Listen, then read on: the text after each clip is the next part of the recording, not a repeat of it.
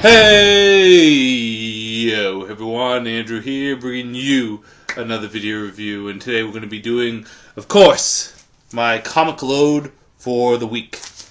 Sorry about the last 2 weeks when it comes down to comic reviews. I have not been able to go on. One reason is because 2 weeks ago I was working, so things got a little busy. I didn't get time to read all my comics, and last weekend was the playoffs for the Patriots, so go Pats, we're going back to the Super Bowl. I think I just lost a couple subscribers with saying that. But, whatever. Either way, finally was able to read all my comics and get kind of caught up, at least for this week's comics. The only major thing that really I missed from the previous weeks that I want to talk about was Young Justice. Maybe I'll make a separate video talking about that, although it's kind of past the fact, so is it really worth it? Young Justice was awesome. It's not perfect for a first issue. There's definitely a bunch of stuff I would have changed, but for the most part, I loved it. I love seeing the characters come together, and I love to see where it goes from there. So that's all you really need to know, right? However, in saying that, this weekend, the Super Bowl is coming up, and while I am traditionally not a huge football fan, I'm kind of a casual football fan. My boys, the Patriots, are in the Super Bowl, so most likely I'm going to be watching that. So most likely I won't be able to get a video review up. Especially seeing this weekend, I have to work. However, I will try to do some video at some point for you guys. And in particular, I kind of want to go do another live video. I had at least half a dozen requests to do another live video, so I'm going to definitely pull one off, and I will most likely make it not for this week coming up, but for the next week. So I'll solidify a day down. Maybe next Sunday or Saturday I'll post a video giving you guys kind of a heads up so we have enough time to get ready for it. And if you guys have any suggestions on what you want to talk about during the live video, or if you just want it to be a random Q&A, we can do that too. So that's basically what things look like going forward. As for me, I've been busy. Video game wise, sorry, I have a little bit of sniffles. Video game wise, I was able to play and beat Mega Man 11. That was kind of the game I've been hitting up on recently, as well as a lot of Let's Go Pikachu and Super Smash Bros. So been hitting up a lot of the Switch as of recently with video games. Movie wise, I still need to see Dragon Ball Super Broly. That's the next on my list of things to watch. And then other than that, just been busy with family stuff. Really been committing to this diet that's been on. As of last time I checked, I was down 18 pounds, which was great. I'm starting to go back to the gym now more, and I love this diet. It's great because, I know it sounds silly, but now when I go to a cheat day, like this weekend, my wife and my kids and I went up to Maine, and I kind of 50% of the weekend I cheated, right? I had a pretty hefty breakfast on Saturday. I had some pancakes and some bacon, and then for dinner we went to Johnny Rockers. I think it's some kind of 50 diners thing. So your boy went to town on a hamburger and shake, and afterwards I felt miserable. I felt miserable psychologically because I'm like, oh, dude, so many calories. I could just be eating up some healthy food. But number two is my body has now changed to the food that I've been eating, that when I eat this other food, it just doesn't work.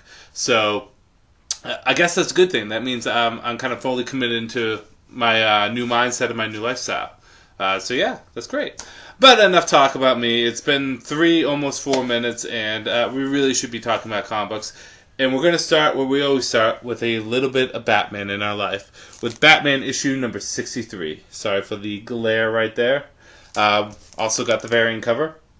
So this is continuing the Batman Nightmares storyline, which basically Batman is caught in a bunch of nightmares / hallucinations, which we are told are caused by the Scarecrow's fear toxin, but not necessarily the Scarecrow. I think it's pretty clear that it's probably being caused by Thomas Wayne or Flashpoint Batman, because he was the last villain that was present with Batman before he went under, but we don't know truly until the end.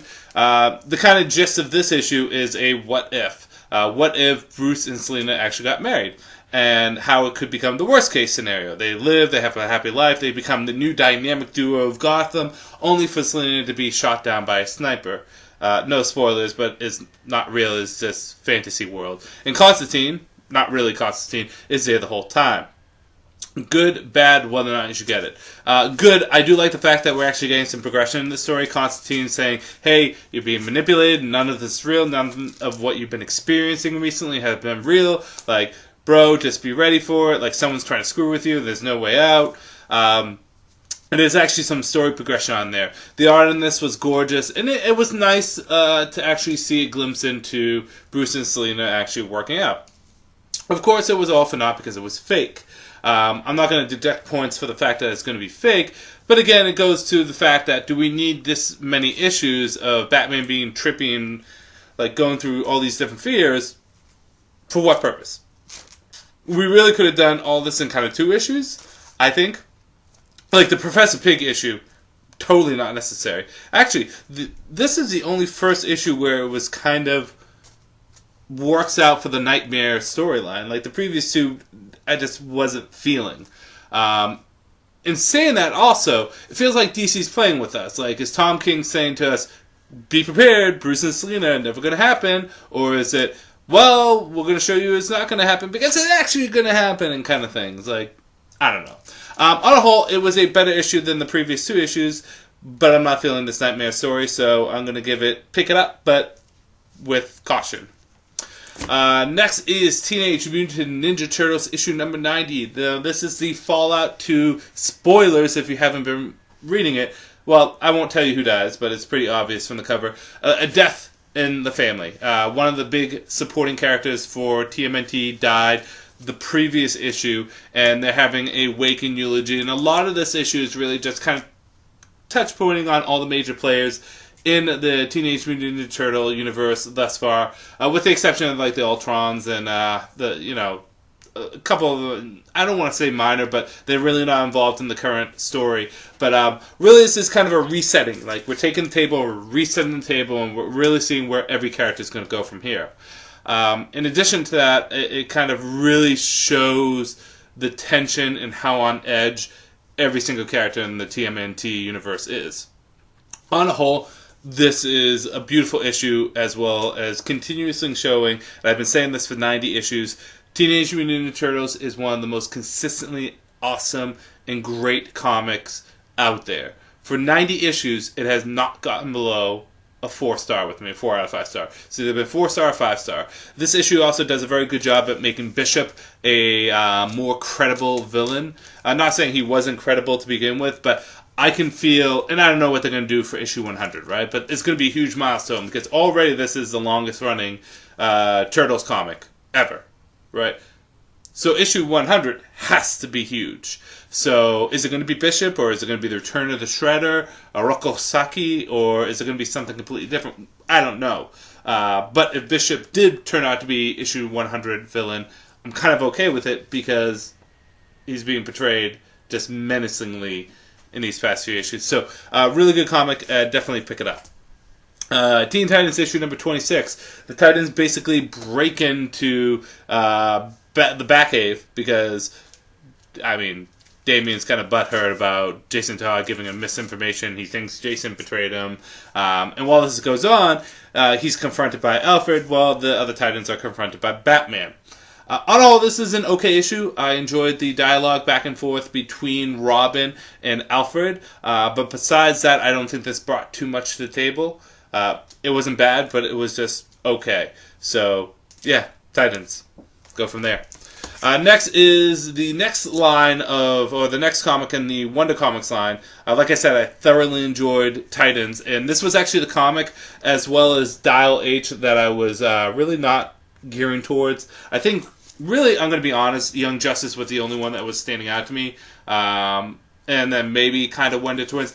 I had no idea what to expect from NAOMI. And what's interesting is, way back in the day, I was always thinking to myself, would it be interesting if DC just did a comic about someone living in the DC universe, but it was just like, I don't know, teen drama, or a romantic thing, or just like some person living a normal life but dealing with the superhero stuff. And we kind of get it with this. Kind of. There's more to it than that. We learn about NAOMI, and we know a bit of facts about her. That's important. There's actually a really fantastic interview out there with Brian Michael Bendis about the character and how he wanted to portray her and what's important about her.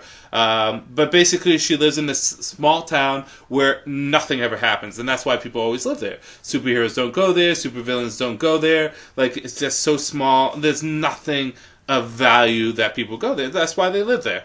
And she is an adopted teenager. She was not adopted as a teenager. She was adopted when she was younger. She's 17 years old, and she really wants to know more about her past. In addition to that, Superman and Mongrel show up for a total of 17 seconds, and it changes the landscape of the town and also of the character. Good, bad, whether or not you should get it. Good. The art is gorgeous and the characters are likable. Although I think the lead character, NAOMI, is probably the most likable, how should I say it, the easiest one to remember. The other ones I'm still kind of getting engaged on. But the characters and the art are beautiful. The dialogue is fairly well handled, as well as the panel control, going from panel to panel. In addition to that, I think it really gives a really good sense of identity for what it is. But it's not perfect, right? I think they're jumping into the whole mystery of this DC universe and NAOMI as a character a little too quickly, right? I would have liked to, because it feels like there's more to her, something more special to her, right? And there's nothing wrong with that. Like, I think it's fine that the main character should have some special, some secret backstory. But in addition to that, I kind of like the idea of her just being a normal person in the DCU. On the whole, this was actually a really stellar issue. I enjoyed it just as much as Teen Titans. Not perfect. It still had a bit of a rockiness for the start. But if you want to try something fresh and new, really jump on here. Sideways, continuing the DC Metal line, the New Age of Heroes. Basically, big explosion, boom! Sideways is hurt, and the detective, whose name I forget, a friend of his father's, basically says, "Hey, Derek, I know you're Sideways. Stop, beating around the bush. Come down here, let me help you." And they have a nice little dialogue and discussion, which ultimately leads with a shocker and twist at the end for the character of Sideways. Overall, I like the story. I think jumping from artist to artist is always frustrating for me. Even though it's utilized fairly well here, it's still frustrating nonetheless. But it does have an interesting ending, which I don't know how I feel about it, but we'll see where it goes from there. Pick it up. Damage, issue number 13. Another consistent book throughout the New Age of Heroes. Always being a 3.5, teetering on a 4.0 on an out of 5 scale, and this is no different. Basically, the Dark Knight confronts Damage and basically says to him, the monster's controlling you. We're trying to control you when you're human. You're trying to control it when it's a monster. You need to get control regardless. You're not leaving the Justice League until you get them under control. And basically says, "Screw you, Batman. I'm going to do whatever I want." And of course, shenanigans ensue. Enjoyable, action-packed, good art. Just on a whole, Damage is a consistently fun book. Next is Aquaman, issue number 44. This is, again, Aquaman basically trying to figure out who he is and what's going on in this town and why is it going on and all that jazz. Not a lot of action in this, a lot of talking, a lot of soul-searching. Which could be bad and could be good for the character and good for the story. It's really up to you guys. I think too much setting up and too much exposition and too much dialogue can actually be a bad thing. There needs to be something more to grab on. And while I do want to like the comics concept and story, and I do, I just don't, it's not doing enough to grab me. The past few issues have been at best. So hopefully next issue pulls out something good, but Aquaman so far has been kind of Moving on to Shazam issue number 2, a comic that I've been probably looking forward to the most this week because Shazam is such a fun character and I enjoyed the first issue so much. Basically, the Shazam family, the kids, can we call them the Shazam family? I guess we can. Basically, the Shazam family is going on this train to all these different magical worlds and exploring these magical worlds, which is almost kind of the B story because we find out that Dr. Savannah is still around. Not only that, but a powerful, deadly enemy of Shazam is lurking in the background, literally whispering in the ear of Savannah. Fun story. Really great setup. I would have actually liked to see Shazam in it because he doesn't show up It's just Billy Batson. Nothing wrong with that. I just would like more. But on a whole, good issue, good second issue. I'm expecting great things from issue number 3 because this was a lot of a setup issue.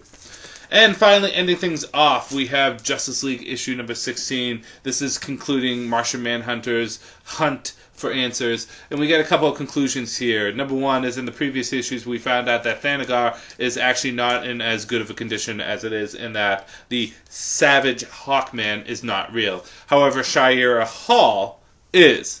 And we find out that from Starman that at some point Shira and Kendra, both equally Hawkgirl, get separated in the reincarnation process. Both share the same soul, I guess, of the original Shire, but it gets split. And what happens is at the end, they kind of rectify that in a way. We also find the secret origin of Martian Manhunter, or at least the secret outcome of what Martian Manhunter is, and really how he plays into the grander scale of the DC universe. This was a better issue than the last one, and I think it does a good job at giving a little bit more hook for Martian Manhunter and Hawkgirl. I still am a little upset because Jon Stewart is being grossly underutilized, and it kind of goes back to this thing that I said before, and please, people, don't hate me for saying this. Jon Stewart is one of the greatest Green Lanterns of them all, but he's really been terrible in the Justice League.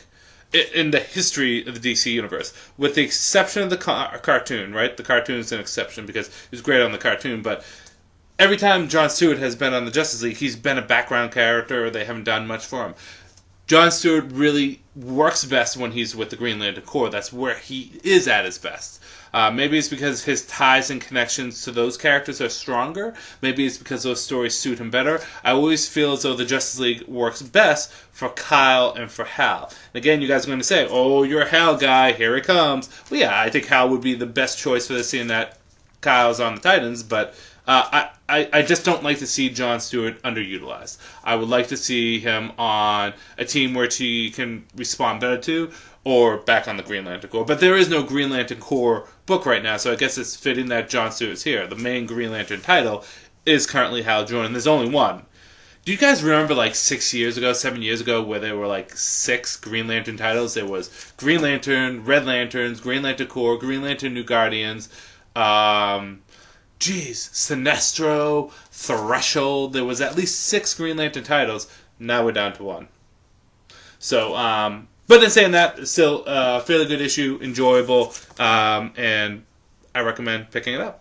My pick of the week goes to, without a doubt, Teen Titans issue number 90. Naomi comes in a close second, although I think the cracks in this first issue were a little bit more noticeable, where this issue had no problems at all. Cliffhanger ending, really good at resetting the table, thoroughly enjoyable story through and through. If you love comic books and you have not jumped on Teen Titans, pick up the trades and get immersed into this, right? This is, think of this like me, right? I have a coworker that hasn't watched Game of Thrones, right? We're towards the end. Season 8's coming out. And I basically say to him, you gotta watch it. He's like, oh, no, I know, everyone loves it, but I'll watch it later. I'm like, no, broski, you gotta watch it now. Same thing with me saying this to you. If you're not reading Teenage Mutant Ninja Turtles, it's the equivalent of you not watching Game of Thrones. You should go out and buy this. This is so good. It's just like comic book goodness. And not only that, it does really well at fleshing out the world in that, how should I say, it has a great 80s and 90s feel from the original Mirage comics and the TV show, but it does it in a more modern way. And this is really kind of Eastman's pride and joy for his comic book run, because the one question I did ask him when I got to meet him, I said to him, listen, I have only one question for you. Which do you prefer for your Teen Titans run, right? Mirage comic or the current IDW? He said, Mirage will always be special because it is what made me big, right? Now, okay, that's understandable. But he said, the IDW, the current run, this is the definitive Turtles run. And that was huge. And this is the definitive Turtles run. So do yourself a good service and pick it up. With that said, like I said, don't expect me next weekend. I'm sorry about that. I'll throw up maybe a quick live video, or a quick, not quick live video, but a quick update video when I'll do a live video. Maybe I'll talk about Young Justice. Maybe I'll do something else. Maybe I'll talk about the Young Justice TV show that just got to its mid-season finale. So good. Whatever the case may be, I'll try to throw something out. But the Super Bowl is happening. And although I'm not the biggest fan of football, our boys, TB12, the GOAT, is in there. Again, I think I just lost 3 more subscribers by saying that. But I got to watch the Super Bowl. So thank you very much to everyone that supports me. Thank you very much to everything and you guys do. I really do appreciate it, and thank you for your patience. This is Andrew saying peace out for now.